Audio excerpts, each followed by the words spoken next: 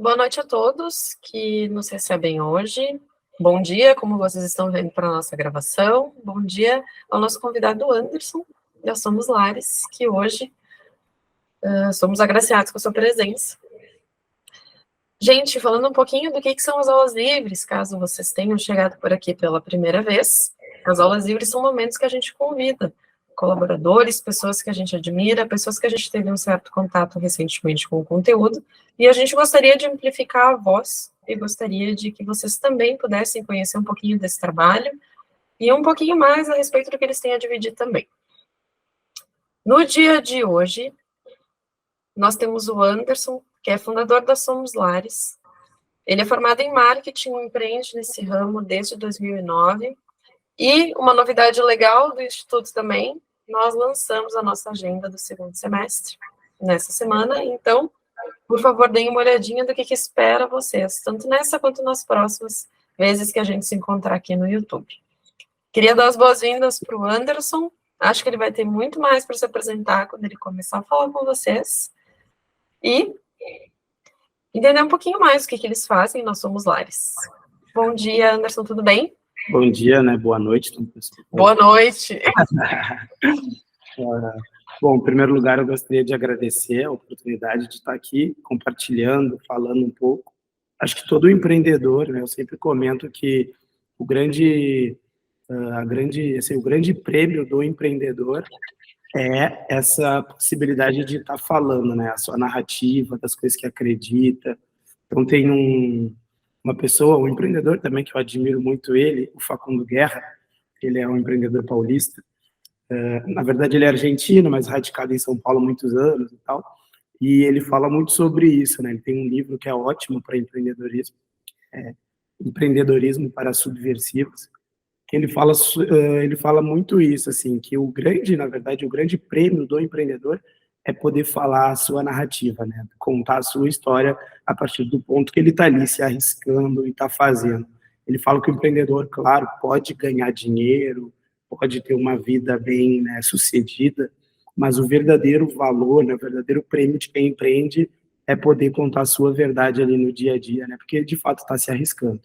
E ele fala também que o empreendedorismo muitas vezes te dá muitas coisas e às vezes não te dá dinheiro, mas te dá outras possibilidades, né? Outras visões, outras conexões.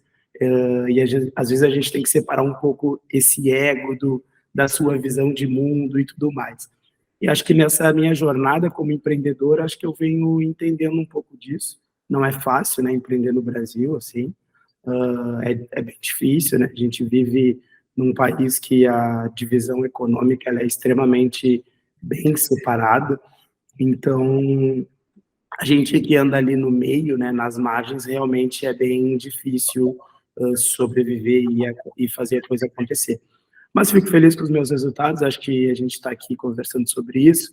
Quero também passar um pouco da minha visão desse mercado, que eu sou apaixonado e crítico ao mesmo tempo, que é o mercado imobiliário em si. E é isso. Espero que as pessoas possam se conectar com as minhas ideias, com os meus ideais, principalmente, e vamos seguir aí tocando ficha. Quer que eu apresente já? Já comece? Pode tocar a ficha, Anderson. Eu fico bem. Me sinto bem acolhida pelas suas palavras, assim, quando a gente fala de empreendedorismo, porque de fato existem algumas visões sobre o tema, né? Acho que tu vai acabar trazendo na tua apresentação também.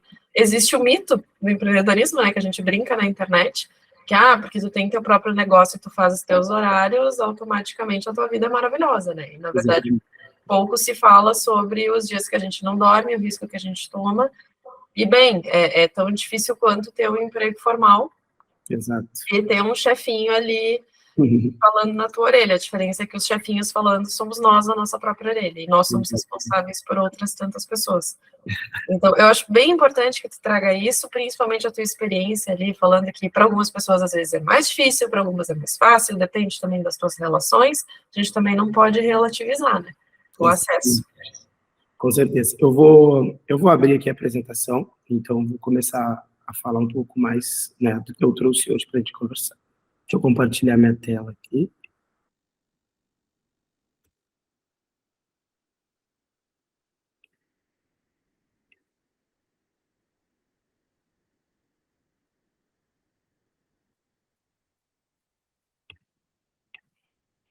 Bom, então tá.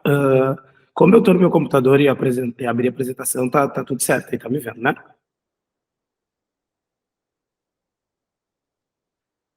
Sim, tudo bem certinho. Tá, só porque como eu estou vendo a tela aqui, eu não vejo mais a minha câmera. Então tá. Bom, então eu sou o Anderson Coelho, como a gente começou a conversar, eu sou o fundador da Somos Lares. A Somos Lares, ela é uma imobiliária, foi fundada em Porto Alegre, né? A gente fundou a Somos Lares em 2016. Eu sempre falo a gente porque eu nunca esqueço os meus parceiros, né? Hoje eu estou basicamente sozinho na liderança da empresa, na sociedade, mas quando a gente fundou a empresa, eu tinha uma sócia, Roberta Guever. Começamos junto esse trabalho, esse sonho, né? E esse ideal do que era o mercado imobiliário na nossa visão. Ambos somos formados em marketing, a Roberta administração com uma ênfase em marketing e eu formado só em marketing. Então a gente criou a Somos Lares, uma imobiliária aqui de Porto Alegre. Como a Ellen comentou, eu sou desde 2009 nesse mercado, e eu sempre falo que é um empreendedorismo desde 2009, mesmo não sendo dono, porque quem sabe um pouco da vida, da carreira do corretor é isso, né? O corretor, ele é um profissional autônomo, então desde o dia 1 que você começar na carreira, você já é um empreendedor, porque você tem as suas responsabilidades, você é parceiro de uma imobiliária, você não é funcionário, então você é parceiro, então você sempre tem que estar lá desde o dia 1, se entendendo como uma empresa, como uma marca, coisas que daqui a pouco a gente pode falar um pouquinho melhor sobre isso aqui.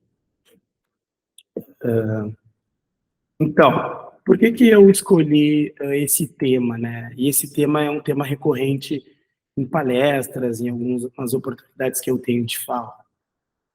Porque eu acredito que, né, o tema, então eu vou ler para vocês, né, a afetividade do cara é o novo luxo contemporâneo. É que eu acredito que afeto é luxo, sabe? E muitas vezes, em muitos lugares, independente de onde a gente vem, o afeto, ele é luxo. E quando eu falo em afeto, eu não estou falando simplesmente desse afeto, desse lugar terno, de amor, né, de vida, de casa, esse sentimento mais familiar. Eu falo como num todo, né? Do cuidado, do se preocupar, do pensar no outro.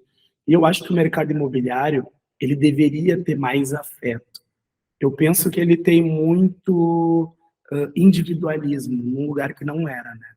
Porque a gente está fazendo casas, a gente está construindo uma cidade, então a gente está construindo lugares para mais pessoas, mas na verdade a gente sempre está construindo para poucas pessoas, sempre olhando o mesmo nicho e esquecendo às vezes que tem mais pessoas que transitam nessa cidade. A gente está esquecendo que a moradia muitas vezes é um fator super importante e determinante para onde as pessoas vão chegar e como as pessoas vão atingir a sua própria vida. Então eu sempre tento trazer esse lugar de olhar para as relações com afeto, com cuidado. A Somos Lares, quando começou, a gente tinha um slogan, né, que era conectar as pessoas, né? Então, é sempre muito isso, né? Desde o início, a gente sempre trouxe a pessoa como o centro do nosso negócio. Nosso negócio nunca foi sempre sobre imóveis, vender, ser a melhor imobiliária, a melhor experiência. Não, a gente sempre pensou em pessoas. Né? Esse sempre foi o nosso afeto, né? Sempre foi o nosso cuidado. Então, acho que eu acredito muito nisso, né? Tanto que hoje, no mercado imobiliário de Porto Alegre, a gente vê diversos corretores utilizando curadoria imobiliária. E eu fico muito feliz, porque esse é um termo que foi inventado pela Somos Lares. Não me oponho que as pessoas usem curadoria imobiliária, até gosto, porque, de fato, se as pessoas estiverem usando no lugar correto, que é o do cuidado, é mais um exemplo do que a nossa ideia, o nosso ideal de afetividade está se espalhando no mercado. Então, quanto mais um mercado de curadores e de afetividade a gente tiver, pelo menos para mim é muito importante e é realmente significante assim, para o trabalho. Mas então, tá, sempre trago essa aba, né, de quem eu sou, para me apresentar um pouco, falar um pouquinho, né, do que me trouxe até aqui, das minhas motivações, da onde eu saí, Eu sou um cara que eu sou formado em marketing. O mercado imobiliário chegou primeiro na minha vida do que a faculdade em si, né? A faculdade foi só um complemento de onde eu já estava. Eu sempre fui um cara muito curioso, né? De certa forma criativo e numa fase muito assim de buscar ideais, né? E sonhador principalmente. Acho que o que me move é o sonho, essa coisa de imaginar é o que me traz aonde eu vou, né? Os lugares que eu acesso são todos começaram através de um pensamento de mudança. Então, acho que a imaginação ela tem esse poder. Claro que só imaginar sem um pensamento estratégico a gente está vivendo de ilusão. Então, acho que tem que ter um pensamento estratégico também, só imaginar não adianta. E eu sempre gosto de falar que, bom, eu falo muito, né, principalmente em palestras de arquitetos, para arquitetos, no mercado imobiliário, num lugar, e eu sempre gosto de deixar muito claro que eu não sou arquiteto. A minha visão de mercado imobiliário ela é estritamente de quem é um agente comercial e de uma pessoa que vive cidade, né? Vive cidade, gosta de visitar cidades, conhecer novas culturas. Então esse é o meu lugar, né? Mas eu acho que todos os lugares são importantes. Assim, acho que a gente sempre tem que tentar amplificar a nossa visão sobre tudo, né? E principalmente sobre esses temas que pessoas, cidades, porque a gente vive em comunidade. Então, é um pouco disso. Eu sou formado em marketing, eu sou empreendedor com a Somos Lares desde 2016, mas agente do mercado desde 2009. Então, aí, mais da metade da minha vida, quase, eu já estou no mercado imobiliário. Então, eu sempre brinco que eu nunca tive uma outra profissão sem ser mercado imobiliário. Então, muito do que eu faço do meu dia a dia é relacionado ao mercado imobiliário. Quando eu estou de férias, eu quero saber o preço dos lugares onde eu estou, quero saber o preço do bairro onde eu estou. É meio doentio, assim. Mas é uma forma que eu tenho de me comunicar com as cidades. E é engraçado que sempre quando, né, eu estou em algum lugar assim, olhando as tendências, tentando, né, ver preços, valores da região e tal, eu comentei com um amigo um dia e ele disse que o Washington Oliveto tem uma frase, né, para a criatividade dele, era que assim, quando eu estou de férias, eu não estou 100% de férias, e quando eu estou trabalhando, eu não estou 100% trabalhando. Então, eu acho que é mais ou menos assim, sem querer, a forma que eu vejo, né? Quando eu estou, né, com alguns dias folgas ali, férias, eu não estou 100% de férias, estou dando uma olhada no mercado, o que está acontecendo, por que aquele bairro ali que eu estou é tão gostoso. E quando eu estou trabalhando, eu também tenho aquela questão de ter, né, aquela pausa também, de tentar entender a vida dos bairros e tudo mais. Então, isso me atrai muito, assim, essa coisa de bairros, vida, gente. Então, basicamente, esse sou eu, né, falando um pouquinho assim do meu trabalho. Eu vou passar um videozinho aqui bem rápido para apresentar Somos Lares para vocês, para quem não conhece.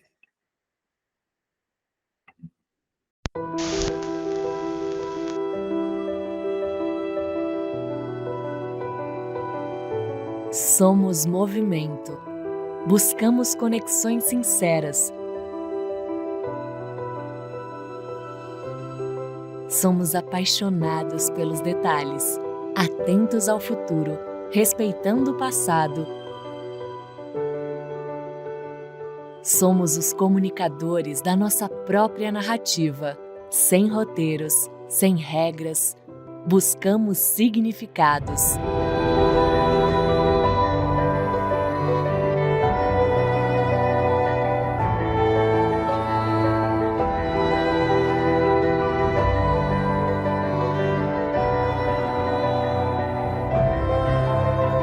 Acreditamos que lar é a extensão do que ou de quem somos.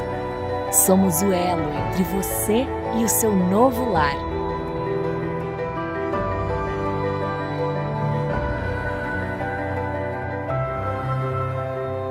Somos arquitetura e somos design. Somos porque ser faz parte da gente.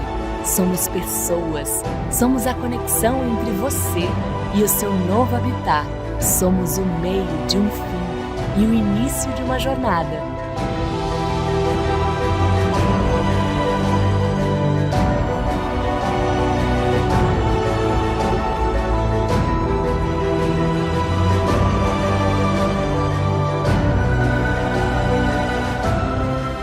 Somos a mudança. Somos os ouvintes. somos os interlocutores, somos o movimento e, acima de tudo, somos autênticos. Somos Lares Ateliê Imobiliário.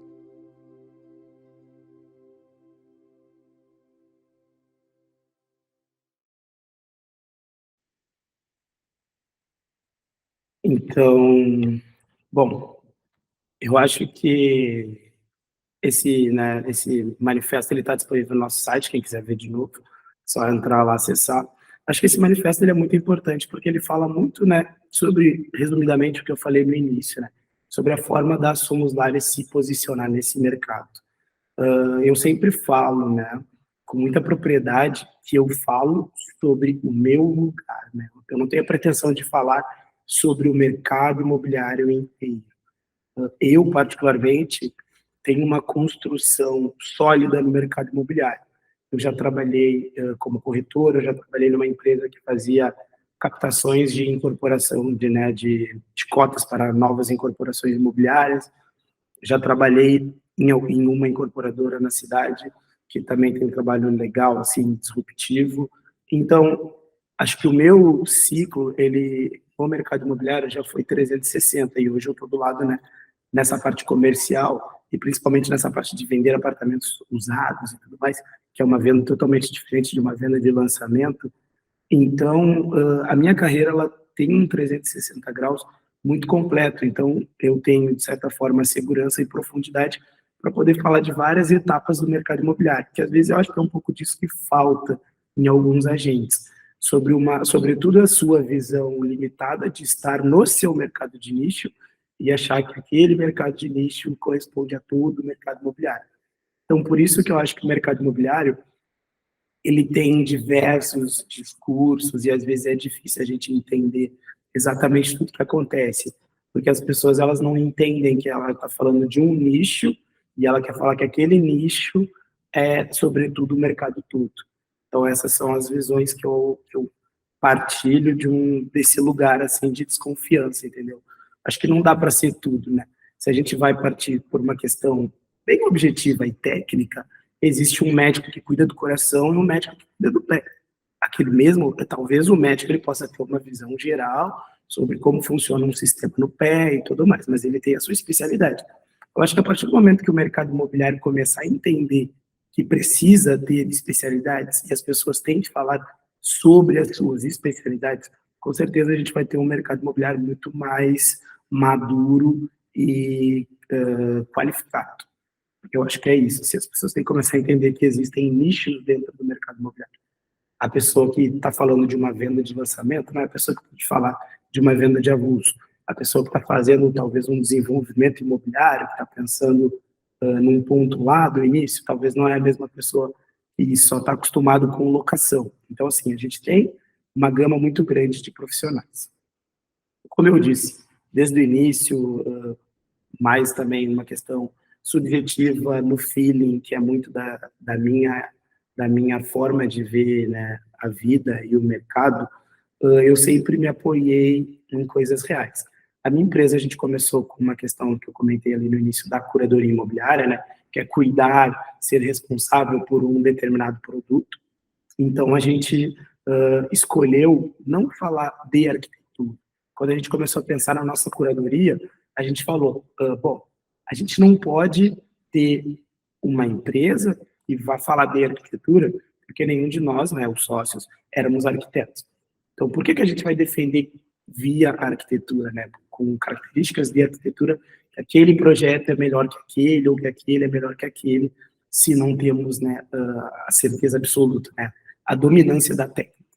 Então, a gente começou a colocar o nosso lugar, assim, a potencializar a nossa curadoria por cuidado em pessoas. Então, a nossa curadoria, ela sempre foi baseada no cuidado dos lugares e também nas pessoas. Claro que a gente, né, sabe por que, por exemplo, um edifício Santa Cruz, um edifício Santa Tecla, que são ícones do modernismo da nossa cidade, eles são legais. Um Jaguaribe, por que eles têm elementos legais, por que são prédios bem vistos até hoje? Claro, a arquitetura, ela nos dá uma base, uma pauta de janelas maiores, amplitude, ventilação cruzada, a gente consegue ter um monte desses exemplares quando a gente visita. Mas para o cliente leigo, que ele não está sabendo disso, quando ele entra no lugar, daí que ele começa a tentar entender por que eu me sinto tão bem nesse imóvel, né? Porque isso não é ensinado, né? A gente não aprende isso, assim. É só no dia a dia e tendo a experiência. Porque a gente está acostumado hoje em dia, cada vez mais, com apartamentos. Eu não vou nem entrar na questão, né? Se é uma boa arquitetura ou uma má arquitetura. Mas eu digo assim, pobres num pensamento de próprio projeto, assim, né? Plantas ruins, aberturas pequenas, de certa vez apartamentos escuros. Então, quando a pessoa vai num apartamento um pouco mais antigo, que tem um pé direito maior, que tem um pensamento mais distribuído num espaço mais valorizado, a pessoa começa a entender, porque, olha, mas faz sentido, né? Então, esse sempre foi o nosso lugar, assim, como olhar, né? Entregar para o nosso cliente possibilidades diferenciais dentro daquele apartamento dele. Então, é o que eu trago nesse slide. Nosso negócio ele não é sobre vender apartamentos. Nosso negócio é de conectar pessoas. Conectar pessoas é o que eu acredito. E eu acredito muito em conectar as pessoas com a sua casa. A gente acredita muito que a casa das pessoas está totalmente ligada com a personalidade delas. Então, isso é o que faz as pessoas se sentirem bem ao chegarem na sua casa. Saber que ela tem a sua casa conectada ao estilo de vida dela, à personalidade dela, os porquês ela tem determinadas coisas em casa. A gente vai falar sobre pandemia, obviamente, né, porque foi um período aí que a gente passou, mas eu acho que, de certa forma, todo o discurso que a Somos Lares vinha fazendo desde 2016 sobre significado na moradia, se conectar com a sua personalidade em casa, que as pessoas, às vezes, talvez não entendiam, na pandemia elas entenderam. Tanto que a gente teve aí recordes de venda de financiamento imobiliário, recordes de venda de próprios apartamentos, né, o número de transações aumentou muito na pandemia, devidamente a isso. As pessoas perceberam que a casa delas precisavam ter um ponto de aconchego. A casa delas não era mais aquele lugar de só chegar do trabalho, dormir, no outro dia acordar e sair cedo. Então, a pandemia, por um lado, me ajudou muito, porque meu discurso foi internalizado. E eu não digo me ajudou muito no sentido de que, nossa, Somos Lares dobrou, foi um faturamento absurdo. Não, foi porque pelo menos eu consegui que as pessoas entendessem uma coisa que eu já falava desde 2016, sem, né, a gente nem saber que existiria uma pandemia pela frente, mas simplesmente pela valorização do seu lugar, onde você mora, né, como você se relaciona com a sua casa. Entrando muito nisso, né, eu sempre falo que o luxo é ser real, né, e como eu comentei lá no início, eu amo, mas ao mesmo tempo sou crítico do mercado imobiliário, são por coisas mais ou menos assim. Eu sempre pergunto, né? Quem pensa a cidade? As pessoas que pensam a cidade andam de transporte público. As pessoas que pensam a cidade têm a mesma necessidade que talvez a pessoa que trabalha na casa dela. Para que pessoas a gente está projetando cidades? Quais pessoas têm acesso à moradia no Brasil? Como que a gente vai diminuir o déficit de moradias no Brasil? Então, são vários exemplos, várias perguntas que elas vão surgindo, e como eu sempre digo, né, e eu falei no início, eu não sou arquiteto, o meu conhecimento sobre urbanismo ele é limitado, mas eu sou um agente do mercado, e agentes do mercado precisam fazer perguntas. Então, é isso que eu pergunto. Eu, particularmente, morei 28 anos da minha vida numa comunidade, favela, enfim, vou dizer um monte de coisa aqui, porque cada lugar do nosso Brasil, e eu não sei quantas pessoas, né, vão estar assistindo isso, podem acessar isso, e eu sei que os acessos é diferente. O meu bairro, por mais que fosse um bairro periférico, era um bairro central, bem localizado. Eu sempre brinco que eu poderia, né, na época, ir caminhando até o Iguatemi e caminhando até a PUC, né, que é o ponto de referência na cidade de Porto Alegre. Só que eu não via uma transformação acontecendo nesse bairro. É um bairro que ele estava do lado de um outro bairro que, desde o período que eu estou no mercado imobiliário, deve ter crescido, sei lá, 10 vezes, assim, em questão de preço. E o meu bairro, que é do lado, não cresceu. E talvez não cresça. É um bairro que não tem transação imobiliária. E daí, obviamente, eu não entendia o porquê, mas depois que a gente é do mercado, a gente é um agente, a gente começa a entender o porquê que o Petrópolis valoriza e a Bom Jesus não valoriza. Porque tem um monte de coisas lá que a gente pode entrar no detalhe depois, mas são mais questões de venda. Um bairro que não vende, obviamente, ele não vai valorizar. Mas por que ele não vende? Porque as pessoas que têm a renda daquele bairro não conseguem comprar, porque não existem produtos que se financiem lá dentro. Não existem produtos, os produtos faltam habite, tu não consegue fazer o financiamento de uma casa, tu não consegue fazer uma construção. São vários problemas que vão entrando, né, um atrás do outro, e que esse bairro não cresce, ele não se valoriza. Então eu trouxe um exemplo aqui, que é essa aba, que é um projeto na Austrália, que se chama Nightingale. São arquitetos, construtores, e eles criaram projetos que eles constroem casas para as pessoas. Tanto que o título deles é Homes Built for People, Not Profit. Trazendo uma tradução daquele parágrafo, a Nightingale Housing é uma organização sem fins lucrativos que constrói apartamentos que são social, financeiramente e ambientalmente sustentáveis. Acreditamos que casas devem ser construídas para as pessoas, não para o lucro. Fazer um parênteses, eu não sou contra o capitalismo. Ponto. Mas eu acho que existem possibilidades de agregar todo mundo. A minha primeira pergunta sobre quem planeja a cidade anda de transporte público? Tenho certeza que não. Porque se a gente vai ver onde são construídos os Minha Casa Minha Vida e tudo mais, a gente vai ver que eles são sempre muito longe. A pessoa que vai morar lá, obviamente vai, tá vendendo demais os Minha Casa Minha Vida, todo mundo compra. Porque é a possibilidade da pessoa morar dignamente. Mas a pessoa arruma um outro problema, que é um problema de trânsito. Como eu disse, eu não sou urbanista, não sei como vou resolver isso, mas eu tenho questões que eu acredito que as soluções são diversas. Vamos usar um exemplo de bairros, por exemplo, o Centro Histórico de Porto Alegre está vivendo uma transformação muito grande. A gente vê um monte de prédio, um monte de salas comerciais abandonadas, com valor ridículo de aluguel, que poderiam estar se transformando numa moradia e tudo mais. Mas beleza, quem vai fazer isso? Tem um pensamento social também ou só vai pensar no lucro? Porque se só vai pensar no lucro, a gente sabe que essa transformação, de novo, vai acontecer, mas vai ser para poucas pessoas. São Paulo, né, falando de centro também. O centro de São Paulo está sofrendo uma super mudança. Coisas legais, restaurantes bacanas, retrofits inteiros de projetos de arquitetos bacanas que estão transformando.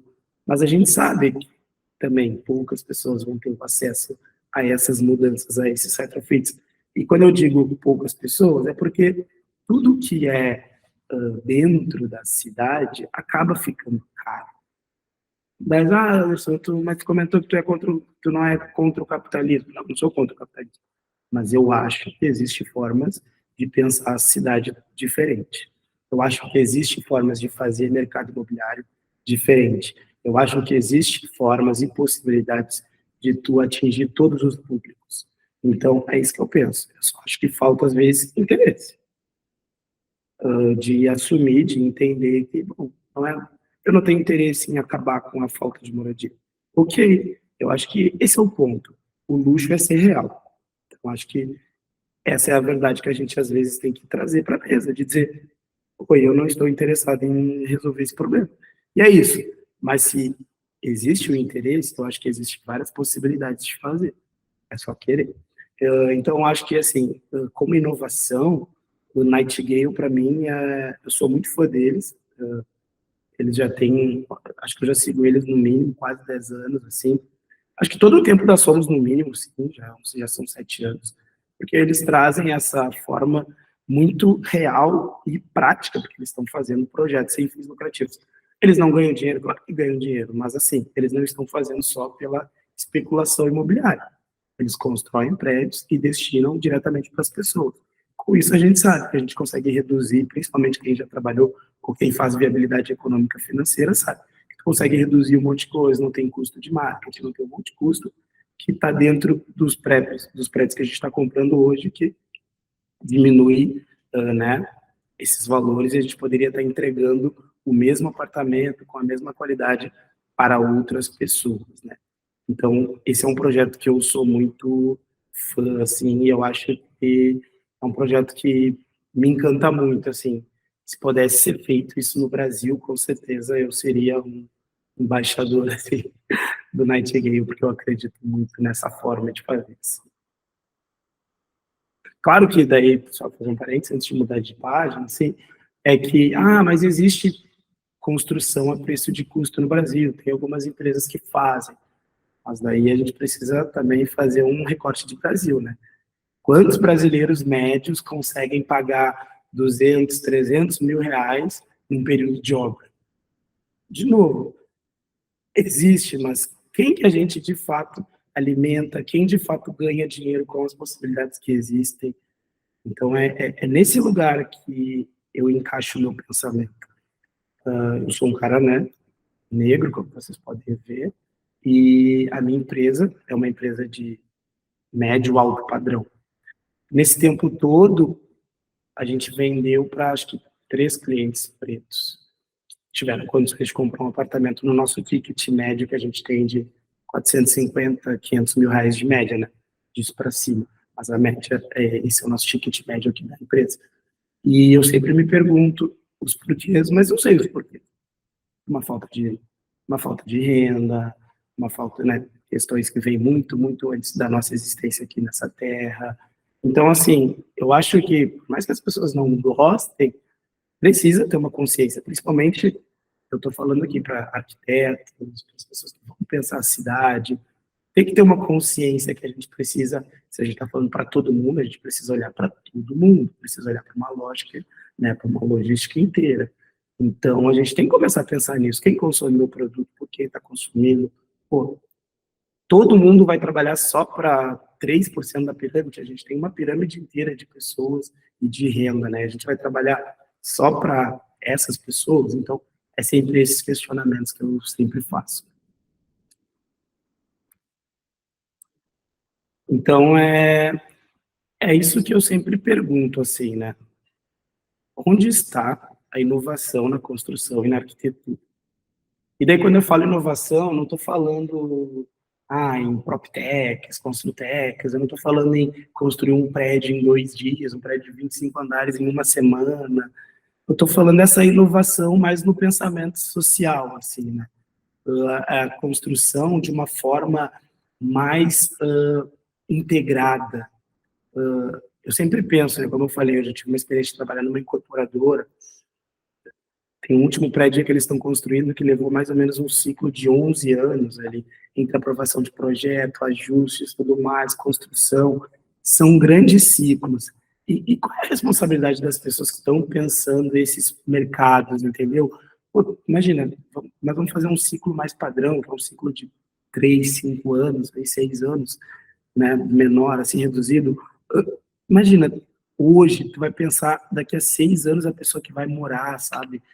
Eu acho que está faltando um pouquinho de vontade, né, nesses incorporadores atuais, assim. Hoje, Porto Alegre é dominada por projetos de apartamentos pequenos para Airbnb. É só isso. Vai ver os corretores trabalhando e tudo mais. É só isso. Apartamentos pequenos voltados para Airbnb.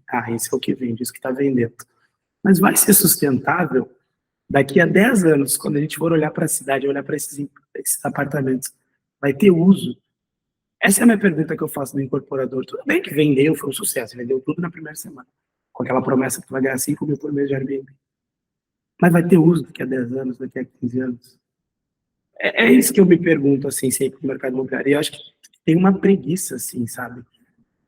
Acho que sempre quando, por exemplo, quando eu trabalhava na incorporadora, eu gostava dos terrenos mais difíceis, os menores. O que era o mais complicado era o que eu mais gostava, porque era o desafio de pensar. Dava certo? Não, nunca foram feitos os terrenos que eu escolhi. Mas é porque eu acho que tem que ter um pensamento diferente. Se todo mundo pensar igual, replicando, a cidade vai estar sempre igual, vai atingir poucas pessoas. Eu lembro que ali nos 2, 3 primeiros anos de mercado imobiliário que eu estive, mais assim, no início, né, era o lançamento das lajes corporativas, empreendimentos, escritórios. Olha quanto escritório hoje, olha quanto prédio de escritório hoje está vazio, não tem venda, não tem, né, tu não consegue girar aquela sala, o teu valor da tua sala comercial está caindo, tu aluga por pouco só para mais ou menos a pessoa pagar o teu condomínio para te não ficar na despesa. Então é exatamente esses pontos que eu falo. Acho que está faltando um pouquinho das pessoas entenderem, né? Eu acho, o grande exemplo que eu gosto, assim, de pensar arquitetura e tudo mais, eu sempre falo da Argentina, assim. Acho que Palermo, para quem já teve a oportunidade de ir, ou quem puder ir um dia, que gosta de arquitetura e tudo mais, acho que tem que ir, porque lá foi um lugar onde foi pensado por arquitetos, porque eles eram um bairro criativo, mas as moradias não acompanhavam a criatividade de quem passava o dia trabalhando lá. Então, arquitetos começaram a incorporar na região, e tu vai para o Palermo, tu caminha, é um prédio do lado do outro, com uma pequena escala, uma escala gentil, os prédios eles se comunicam entre eles são totalmente de empresas diferentes, mesmo os grandes com os pequenos, eles têm contrastes que possibilita diálogo entre a arquitetura. Então, é muito gostoso tu estar caminhando pelas ruas de Palermo, porque tu vê uma arquitetura que te convida para andar na cidade, que te convida a vivenciar aquilo. Não uma coisa, um show de horror, assim, um prédio bege, outro prédio espelhado. Então, assim, eu acho que isso é pensamento, isso é vontade de expressar a sua vontade, o seu pensamento, sair da zona comum. E eu acho que muitas vezes os construtores eles não têm essa vontade. Não vou dizer nem que é os arquitetos, porque os arquitetos eles têm a vontade, mas eles acabam batendo na frustração, né? A frustração de tu apresentar um projeto, trazer soluções, e muitas vezes o construtor só olha a custo e diz, ah, não, isso não. Só que eles não percebem que isso pode ser sim, mas desde que de fato tenha vontade e entenda o que as pessoas querem, né? Busque essa conexão com as pessoas. Eu sempre brinco, né? A gente está falando, de novo, de pessoas. As pessoas que compram os apartamentos. As pessoas que vão usar aquele apartamento ali, né? Aquele empreendimento. Mas sempre quando chega um terreno na incorporadora, para saber se o terreno é bom ou é ruim, é uma conta matemática, é uma conta exata. E as pessoas são subjetivas, né? Pessoas são diferentes, pessoas não são exatas.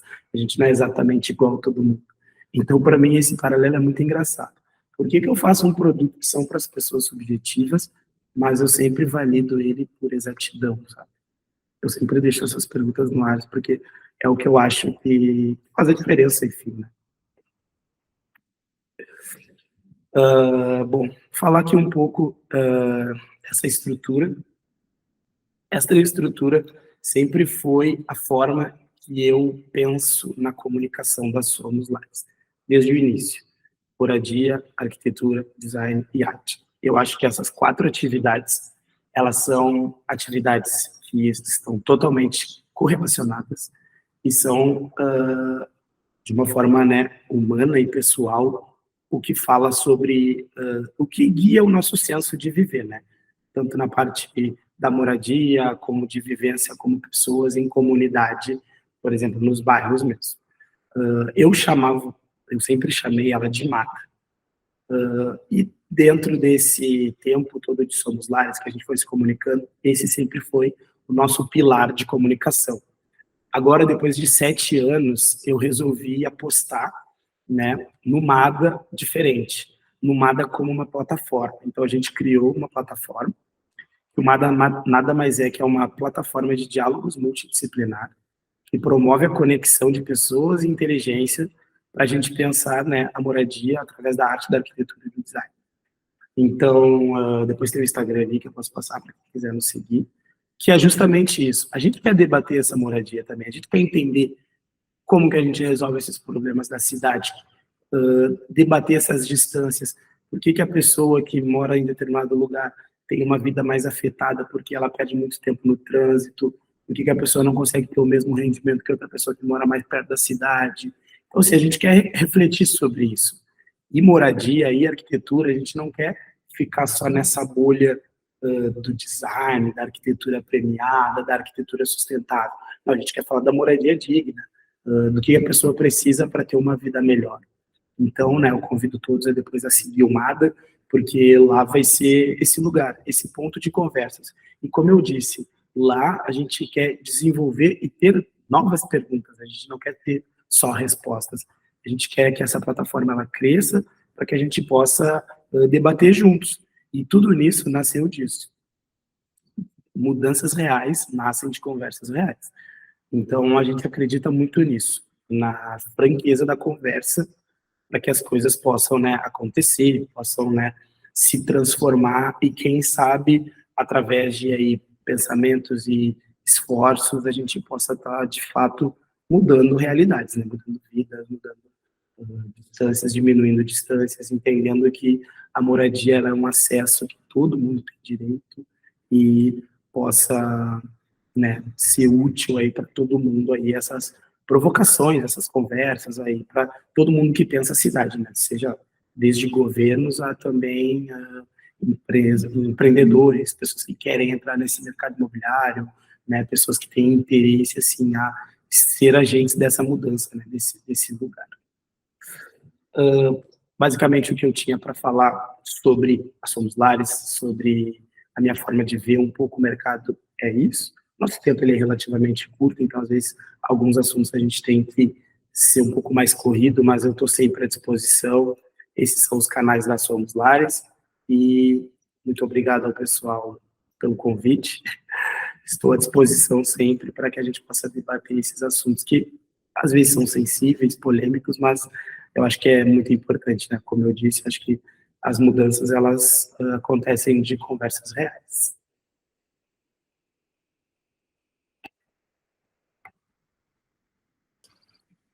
Anderson, eu sinto uma certa dó que tu não me viu ao longo da tua apresentação, porque eu acabei interagindo facialmente bastante, assim, ao longo da tua fala. E... Mas eu vou assistir depois, eu vou ver.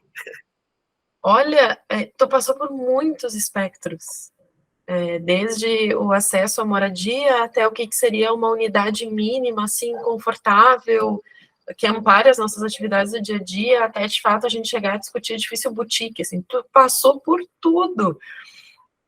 Eu particularmente trabalhei como arquiteta por 10 anos, apesar dessa cara de 18, né? E eu te confesso que assim, eu cheguei em várias conclusões próximas às tuas, às vezes sentindo mais ou menos empatia do incorporador que eu estava me relacionando, mas me parece que sim, em relação ao que a gente enxerga de produto hoje, se encontrou um lugar comum, né? Um lugar confortável, que o apartamento de 70 metros quadrados, 2 quartos, ele é o que vende, é o que as pessoas procuram, e se eu ficar dentro dessa caixinha, eu tenho supostamente menos risco. Acho que o pessoal não se deu conta, né, que o risco, ele é inerente, ele é relativo, e que a exposição também. É que tu sabe que eu sempre faço o paralelo daquela fala que todo mundo usa, né? Às vezes a ignorância é uma bênção. E os construtores, eles têm sorte que, de certo modo, quem está comprando é ignorante no mercado. Acreditam naquela fala ali do lucro, do investimento e tudo mais. Só que é isso que eu comentei. Esses apartamentos pequenos, eu não acho que, assim, de novo, né? Eu não sou contra o capitalismo, eu não sou contra os incorporadores, eu vivo disso, eu me relaciono com isso. Só que eu sempre me pergunto, além do ganhar dinheiro, qual é a minha função social nesse mercado? O que eu quero deixar para esse mercado depois? Porque todo mundo aqui vai morrer, né? Mas isso vai ficar. O que eu quero deixar para depois, assim, sabe? E o que eu penso é o seguinte, daqui a 15 anos, esses empreendimentos, o que eles vão fazer? O que eles vão estar entregando de função social para a cidade? Porque eles são muito pequenos. Tudo bem a gente ter um prédio com 300 unidades de 15 metros quadrados. A gente vai ter 10 prédios com 15 unidades. O que eu vou fazer com esses apartamentos depois, entendeu? Daí depois começa aquelas especulações de as pessoas que invadem os apartamentos que estão lá vazios, mas são bandidos, são não sei o quê. Mas as pessoas precisam morar, as pessoas também querem morar perto. O prédio está lá, não cumpre a função social dele. Se caindo lá os pedaços, tal. Por que as pessoas não podem morar? Não, mas é uma propriedade privada. Mas ninguém usa. Está servindo para quê? Então, assim, claro, é muito profundo, e como eu falo, né, o meu entendimento ele é raso em determinada parte desse assunto, mas é questões que eu faço, e perguntas, né, acho que as perguntas elas podem ser feitas por todo mundo, e daí nascem esses diálogos e essas possibilidades de conversar. Como eu te comentei ali sobre as possibilidades de terrenos e coisas, o que eu vejo às vezes também é, por exemplo, assim, cadê a coragem daquele incorporador que fez um edifício Santa Cruz em 1950, sabe?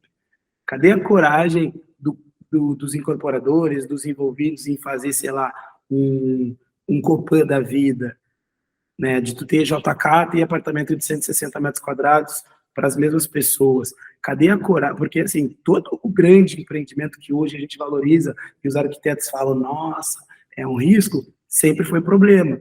O próprio Louveira do Artigas foi um mico da família, porque foi um filho jovem que contratou o Artigas e a família ficou pé da vida com ele, porque falou que aquele prédio era horrível, não vendia, demorou muito para ficar pronto, porque era cheio de frescura, cheio de detalhes, e hoje é um ícone da arquitetura paulista, assim. É um prédio que tem fila, é bizarramente caro, em Higienópolis, bizarramente caro, tem fila de gente que quer morar lá, quando as pessoas sabem que tem a venda, já tem gente para comprar. Por quê? Porque ele é um apartamento que ele é cruzado, tu tem ventilação dos dois lados, tu tem uma praça no meio que liga tudo, ele é totalmente aberto, então a única segurança que tu tem ali é um apartamento que ele faz as pessoas se sentirem bem. Só que é isso que as pessoas não entendem. A provocação, o diferente faz com que as coisas aconteçam. O problema é que ninguém quer fazer diferente, todo mundo quer estar na zona de conforto, só que não entende que às vezes é muito mais arriscado tu estar na zona de conforto, porque tu não tem brilho, de tu fazer uma coisa diferente, uma coisa que seja mais legal. E quando eu falo legal, não é só no legal de, cool, agora o meu prédio é verde. É um legal do que eu estou entregando, o que eu estou suprindo aqui, sabe? Acho que se as pessoas, antes de construir um prédio, respondessem umas 5 perguntas, o que eu estou entregando, por que meu prédio vai ser bom, porque acho que eles iam pensar, esse prédio eu não vou fazer aqui, ou eu não vou construir aqui, deixa essa casa aí mesmo, vou pensar num próximo. Porque é isso, acho que está faltando essa coisa de olhar para dentro e perceber, o que eu estou entregando para a cidade. Porque isso aqui vai ficar, né, a gente falou, vai ficar 50, talvez 100, 70 anos. Imagina que problemão a gente vai arrumar se essa geração começar a ter consciência disso e daqui a 50 anos as pessoas forem morar em Porto Alegre e dizer, para Porto Alegre dar certo, a gente vai ter que deixar meia dúzia de prédio aí, a gente vai demolir toda a cidade e começar do zero, porque a galera lá não sabia fazer prédio. Eu te confesso que eu tenho que me segurar nesse assunto, porque eu sou bem... Esse assunto me dá coceira, tá? Já comprei essa briga algumas vezes, assim, ao vivo. Quem assistiu esse vídeo depois talvez se lembre, né? Não posso citar nomes. Mas tu trouxe uma palavra, assim, na verdade uma sentença ao longo da tua fala que eu achei muito verdadeira. Assim como tu fala, que o luxo é ser real. Tá? Porque mentir dá trabalho para sustentar. Então a gente vê várias vezes empresas ou pessoas que acabam tropeçando numa vontade que tem, mas que não é intrínseca dela. Então, assim, eu quero ser legal só porque ser legal tá na moda, né? Exatamente isso, prédio verde, alguma coisa assim mais maneira ali no terra e tal, mas não tá na minha essência. Então, sustentar isso é difícil. Quando passa os 5 anos que a construtora ela é responsável por, então, entregar as buchas, né? Resolver as buchas do edifício que construiu, eles lavam as mãos, porque faz parte do negócio. Exato. Fico muito feliz de ouvir esse teu relato. O prédio do Artigas tem fila, porque eu acho que eles não se dão conta disso no longo prazo. E tudo bem, é um negócio. Eu também não sou contra o capitalismo, vamos ser bem objetivos, mas dirimir risco não necessariamente é fazer o que todo mundo faz. A inovação, ela traz o ônus, que é, eu preciso ser o primeiro a tentar. Se não, né, se eu espero um pouquinho, então deixa o outro tentar antes, eu já perdi esse ímpeto de fazer diferente. Daqui a pouco eu não vou surfar no que eu poderia surfar. Exatamente. Então, é um mercado de conservadores, né? A gente tem que ser honesto. E assim, eu acho que, né, a gente só está tendo essa conversa porque a Somos, ela se arrisca a falar disso, entendeu? Porque desde o início, quando a gente nasceu, como eu falei, eu entendo que eu tenho um nicho de mercado, eu não quero abraçar todo o mercado. Talvez nenhuma construtora vai me chamar para ser parceiro, porque ele sabe que eu sou altamente crítico, então ele sabe, nem quero esse cara. E o quê? Eu também não quero ele. Assim, a minha empresa, a gente não é convidado para esses cafés da manhã de construtora, porque a gente não se relaciona com essas construtoras. Claro, algumas construtoras que sabem que a gente tem esse pensamento, vêm até o nosso escritório, querem ser parceiro, e a gente também quer ser parceiro deles, porque, como eu falei, eu acredito no mercado, eu sou um agente do mercado. Só que, assim, eu não acredito na mentira, assim, sabe? E a preguiça me incomoda um pouco, sabe? Porque eu acho que, assim, claro, né? Como eu falei, eu entendo que a gente está no Brasil, entendo que Porto Alegre, eu estou um pouco longe de aprovação, mas quando eu trabalhava, né, mais em corporação, eu entendo que tem uma morosidade em aprovar os projetos, demora. Eu entendo que a gente tem um lapso aí, né, das coisas, que é até o nome de vocês lá, o lapso. Eu entendo aí que a gente tem um lapso aí de tempo, que as coisas, né, são um pouco morosas, mas eu também acho que às vezes tem essa preguiça do incorporador, sabe, de fazer uma coisa diferente. Pô, eu sempre penso, né, aqui pelo centro, a gente tem vários terreninhos pequenininhos, bacaninhas, né, sobrando. Por que em vez do cara fazer uma torre feia, gigante, ele não faz um lançamento de comunidade, faz um lançamento para 10 prédios pequenininhos ao mesmo tempo, que esses prédios se conversem, daqui a pouco num terreno ele cria uma infra que vai ser tipo um prédio de coworking, vai ter uma academia, e que esses prédios sejam tipo um clubinho que todo mundo pode usar essa infra, tal. Tem um modelo inédito, tem uma coisa bacana, tu tá agradando todo mundo, sabe? Acho que às vezes falta pensar, porque o dinheiro vai ser o mesmo. Para construir aquela torre, sei lá, vai custar 100 milhões, e tu comprar 10 pequenininhos e fazer, só que daí o que acontece? É 10 obras que tu tem que gerenciar, não sei o quê. As pessoas têm preguiça, é isso. Preguiça, para mim, é o ponto de partida, assim. Ninguém quer ter esse trabalho. As pessoas querem, tá, constrói esse aí lá dentro, tá bom, já fiz a minha parte. Ele vai ter o selo do Green Building lá e tá excelente, tô fazendo pra caramba. Esse assunto me dá coceirinha aí. Depois a gente vai conversar um pouquinho mais quando a gente encerrar essa aula, porque fazendo uma meia-culpa também, né? Eu já bati muita boca, tá, com o incorporador, e hoje eu olho para eles, assim, até com um pouquinho de carinho, assim, tá, vocês têm um mérito, vocês têm uma empresa, vocês empreenderam, vocês são responsáveis por outras pessoas, então acho que às vezes faz sentido que vocês tenham comportamentos conservadores, porque vocês se sentem responsáveis aqui por um certo contexto, mas ao mesmo tempo, né, vamos fazer uma coisa, não precisa ser o tchan, assim, vamos jogar tudo para cima e chutar. Não, vamos fazer uma coisinha por vez. Mas acho que esse é um papo, assim, que... Olha, se a gente conseguisse plantar a sementinha do mal, né, ou do bem, não sei, nessas pessoas, o quanto, assim, em termos de cidade, a gente não ganha, né? Porque, no fim das contas, de novo, eu vou passar 50 anos na frente desse troço. Exato. Eu gostaria que fosse uma sensação segura, que a gente olha para o prédio, agora fazendo um paralelo, assim, uma fenda temporal. Eu acompanho o trabalho de vocês desde 2017, desde que vocês lançaram. E eu, às vezes, entrava no site de vocês só pelo prazer de ver os apartamentos que vocês estavam se relacionando. Não vou nem dizer vendendo, porque eram fotos bonitas. Era um cuidado, assim, de mostrar. Eu queria morar em todos, absolutamente. E eu não via isso em outros lugares. Então, poxa, e o fato de ser um apartamento que já tinha uma vida ali, e que ela é respeitada e que ela é capaz de acolher uma nova vida para fazer parte desse ambiente. Eu lembro que isso, na época, me deu uma luz, assim, que, nossa, se eu quiser comprar um apartamento, eu vou nesses caras, se um dia eu quiser vender meu apartamento, eu vou nesses caras, porque eles tratam o ciclo de vida do lugar com carinho, né, com afeto, como eu mesmo disse. Sim. E foi algo, assim, que na época eu estava tendo algumas questões ali com os incorporadores, mas eu tenho uma notícia boa, para a gente não ficar só de chorumela aqui. O pessoal da prefeitura tem se importado, sim.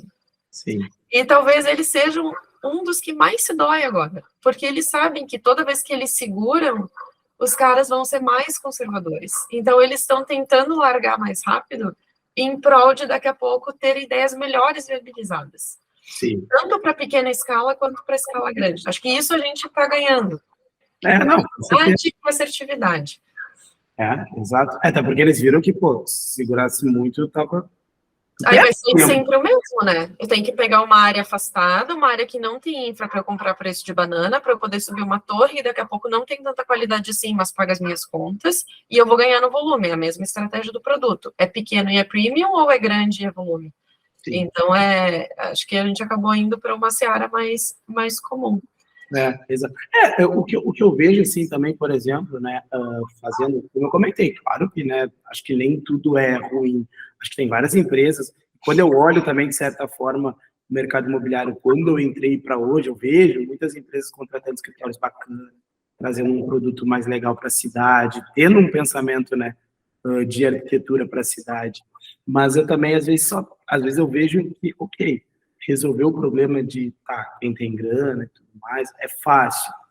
Quem é que tá, tipo, querendo olhar para essa galera aqui, sabe, que não tem o acesso, não tem grana? Porque, como eu comentei, tudo bem, pô, daqui a pouco um apartamento a preço de custo no centro, R$ 200.000 para te pagar durante a obra, nossa, é baratíssimo, né? Dependendo do tamanho que ele vai ter. Mas quantas pessoas têm R$ 200.000 para pagar em 2 anos, entendeu? Pouquíssimas. A minha questão também vem para esse lugar do Minha Casa Minha Vida, dessas moradias populares, né? Quem está olhando, pô, é a prefeitura que vai ter que olhar para isso, entender que as pessoas também querem morar pertinho das coisas, entendeu? Que as pessoas também não querem ficar 3 horas num ônibus, perder 6 horas do seu dia, 5 horas do seu dia, 4 horas do seu dia em transporte público, porque imagina a pessoa que sai de manhã para ir para a faculdade, trabalhar, e depois na faculdade e voltar para casa, a pessoa que sai, sei lá, 7 da manhã e chega meia-noite, ela também não está gostando dessa rotina. Ela gostaria muito bem de daqui a pouco caminhar, 10 minutos de caminhada, tá na sua casa, entendeu? Então, esses lugares também que eu acho que é sensível de ver. Por exemplo, tem uma empresa em São Paulo, que acho que é a Magic, que é uma incorporadora que eles fazem Minha Casa Minha Vida no centro de São Paulo. Tanto que tem até um bem legal agora que eles escolhem uns arquitetos legais. Então, por exemplo, assim, de novo, né, nem vou entrar no valor, tá? Eu não sei direito os valores, até para comparar de São Paulo, se está barato, se está caro, se não sei o quê. É Minha Casa Minha Vida, que tem projeto do ISAI. Pô, imagina, querendo ou não, tu tem a possibilidade de morar numa assinatura do ISAI em Minha Casa Minha Vida, entendeu? É bacana, sabe? Pô, te dá também, porque eu acho que moradia mexe muito com a autoestima da pessoa, sabe? Então, pô, imagina um arquiteto ali, jovem, que tem condições de financiar Minha Casa Minha Vida, pô, eu moro num ISAI, olha que bacana, ter experiência, porque ainda não foi pensado pelo escritório do ISAI. Eu sei que não foi exatamente o ISAI que desenhou, mas tá assinando. Então, assim, pô, tu morar num ISAI, olha que legal, eu moro num ISAI, tal. Então, assim, eu acho que essas coisas de referência é muito legal. Por exemplo, eu tenho uma cadeira aqui no meu escritório, tá? Acho que... Opa, tu tirou tua câmera. Deixa eu ver aqui.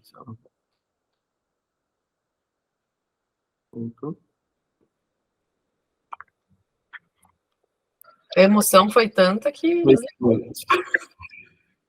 Mas vamos ver aqui. Agora tá conectado. Foi. Agora foi. Eu tenho uma cadeira ali, ó. Tá ali atrás, não vou mexer muito para não desconectar. É uma paulistana do Paulo Mendes, mas não é a paulistana do Paulo Mendes. É uma cópia que deu uma super polêmica até na SP Art, que é de um artista de Minas Gerais, que ele é arquiteto também, o Marcos, que ele fez uma réplica da paulistana e botou um símbolo da Nike, como se fosse um remix, né, do Paulo Mendes com a Nike. E ele tem toda uma base teórica falando sobre os símbolos das coisas e tal, e ele é um arquiteto de Minas, um cara periférico também e tal, e ele traz essa coisa dos símbolos, né, o símbolo do design, a força do design do Paulo Mendes, com a questão daquele suprassumo da Nike para as pessoas que são periféricas e tal, então ele traz toda essa narrativa. Quando eu vi, eu já gostava muito da Paulistano, por conta da explicação, acho que o Paulo Mendes é o meu arquiteto preferido, eu adoro o estilo dele, brutalismo, as entrevistas dele, eu acho que ele é um cara foda. Foi o único arquiteto, assim, que eu fiz post quando morreu, e isso que eu não sou arquiteto, mas fiz post porque eu achava que a profundidade da conversa dele, do conhecimento dele, ia além dessa arquitetura de luxo e não luxo, entendeu? Ele trazia coisas interessantes, assim, como visão de vida, né, de comunidade, de estilo e tal. E eu sou muito fã dele. Então, tanto que eu tinha a paulistana tatuada no braço. Quando eu vi esse remix do Marcos com a paulistana, eu falei, cara, é essa que eu vou comprar, não vou comprar a paulistana padrão. Porque, assim, também diz muito sobre mim essa paulistana com esse remix da Nike, entendeu? dessa coisa, acho que do design, dessa sofisticação, mas também eu sou um cara periférico. Então, assim, ela diz muito mais sobre mim do que talvez a paulistano padrão. Mas o que eu queria chegar nesse ponto é de dizer que, às vezes, por não dar uma dignidade mínima, a gente está perdendo muitos talentos, muitas discussões, porque a gente não deixa o acesso chegar nessa discussão. As pessoas não têm acesso a ter essa troca que eu e tu a gente está tendo hoje. Talvez muitas pessoas que nem imaginem ser arquitetos, mas poderiam ser excelentes arquitetos, não vão conseguir escutar essa nossa conversa, porque não têm o acesso. E eu não estou falando só o acesso, não, mas todo mundo tem. As pessoas têm YouTube no celular, é fácil. É que esse tipo de acesso, ele é diferente, não é simplesmente o acesso de só acessar a internet. Então, é nesse lugar que eu falo que eu acho que as pessoas têm que pensar na moradia, porque todo mundo precisa de um acesso, né? O acesso é a coisa mais importante. Sim, às vezes a gente fica preso na pira, né? Não, mas está disponível, então é fácil. E não. A gente sabe que a conversa é bem mais profunda do que isso. Tem uma questão forte de representatividade também, que a gente pode falar, de associação, de quando tu te enxerga em algum lugar e a partir daquele momento tu sabe que tu pode pertencer ali também. São searas, assim, que a gente pode também passar um tempão falando, porque elas fazem bastante sentido no contexto que a gente está. Né? A gente fala de lugar de fala também agora, não por acaso, que precisa. Então, tem tudo isso. Anderson, a nossa aula ela vai chegando ao fim, mas eu particularmente aprendi muito, foi muito gostoso, assim, te ouvir falar. A gente tem muitos assuntos em comum, assim, para continuar conversando. Também sou uma apaixonada, assim, pela verdade. A gente tem que ter conversas difíceis também, porque é o que faz a gente, às vezes, confrontar a realidade e poder crescer como ser humano, como profissional, né, pessoal também. E até anotei aqui o livro que tu indicou, tá? O Empreendedorismo para Subversivos. Vou dar uma olhadinha para a gente disponibilizar também para o nosso pessoal.